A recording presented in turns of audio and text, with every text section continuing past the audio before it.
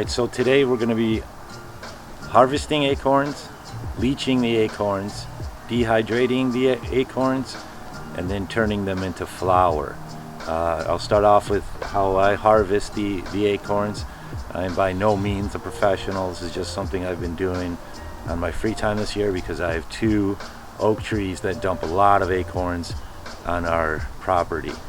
So I'm going to go over first part is going to be harvesting and what the best way I found to harvest. You can do the old-fashioned way, is just picking up the acorn, dropping it in a bucket, or you can use this machine. This one, in my opinion, this is at Lowe's, Home Depot, they sell this guy. This one, in my opinion, is made for larger acorns or larger nuts also.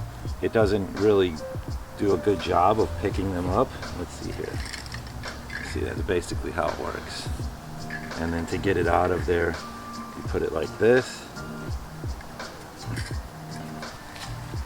So that's that machine. Let me show you around how it picks up in the yard a little.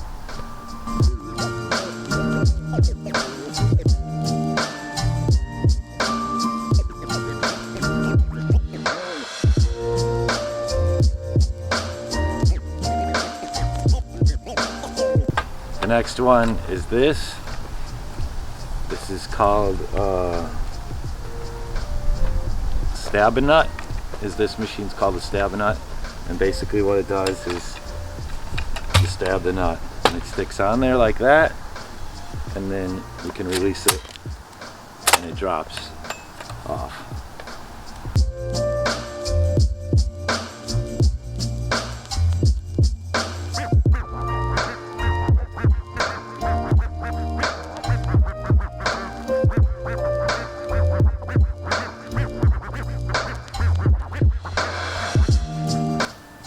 This machine I found works the best. This one's about $350, $400. But when you have as many acorns as we do, you see I have probably 25-gallon buckets of acorns right now so far, and we still have more on the ground to pick up. But this guy does the best job. This is by a company called Grab-A-Nut. There's 2 different models. There's this one that has like kind of the bluish look to it. This is for smaller nuts, like smaller acorns and other types of nuts like that. They have a green one, and that is for larger nuts. So for me, I have small.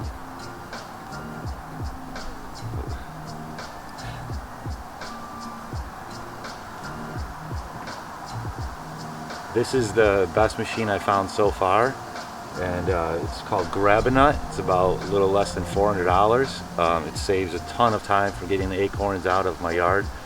As you see, I have probably 25-gallon buckets full of acorns.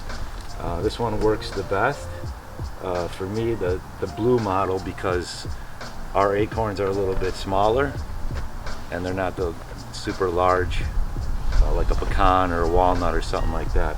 So the blue model works for me. They have it in a green model for other larger ones such as walnuts and those type of things. But this one for me is working. Let me show you how this works.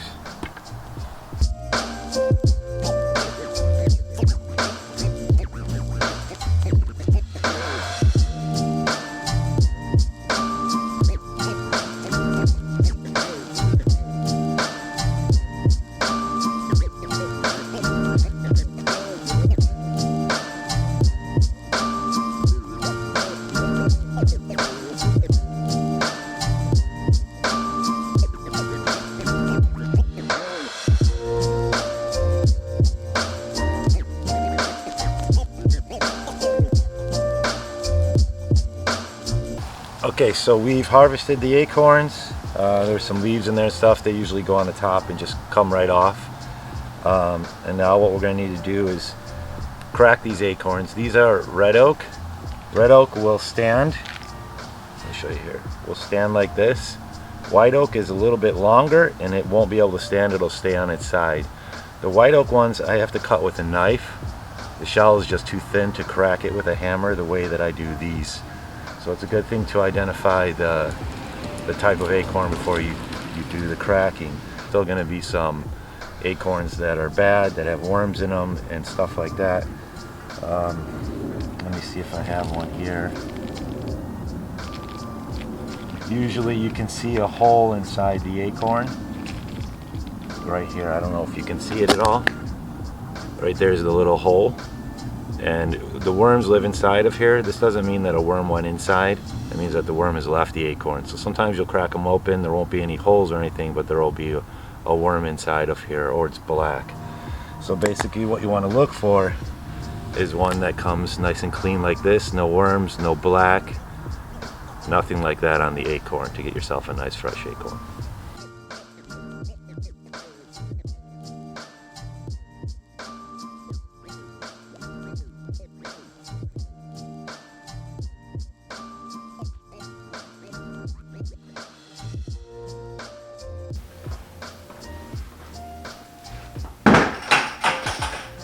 Alright, now let's talk about the leaching process. The leaching process is pulling the tannins out of the acorns, kind of the brownish yellow kind of stuff. So what you're going to want to do is put the acorns that are peeled, shelled and all that into a bucket of water, and that takes about a week. And each day you change the water about twice per day. There's another way to avoid this, and that's by peeling the skin off the acorn by hand, but in my case I have thousands of acorns, and it would just take me way too long.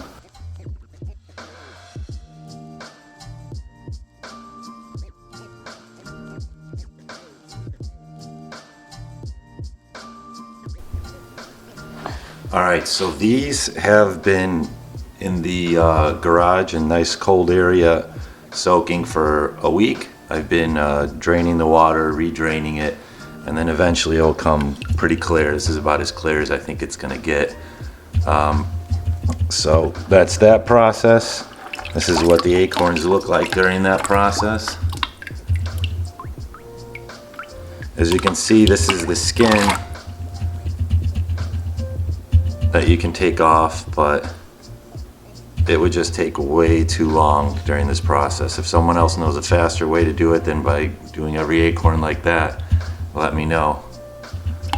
So that's it. I've been soaking these guys. I guess the Native Americans used to put them in bags and put them in the stream by a river so that it would soak through here and pull all the tannins out. I don't have a stream, so this is the old-fashioned way we have to do it. Like I said, I'd love to get these off and just have to soak them for a day, and then that'd be it. So that's the leaching part of acorns, and we've pretty much finished it at this point. And this is the end product. So what we're gonna do now is we're gonna drain this out and put it in the oven to dehydrate these guys for the rest of the day.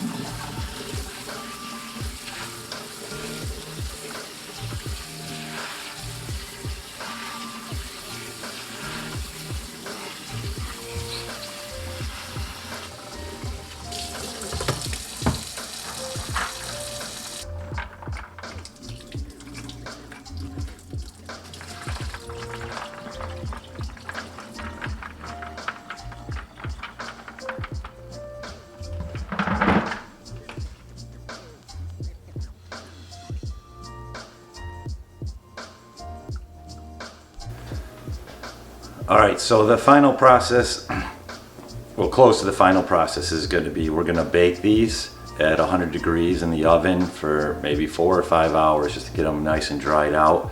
If you have a dehumidifier or something like that, you can also use that. This is just what I have. Like I said, I'm just doing this for fun, just trying it out.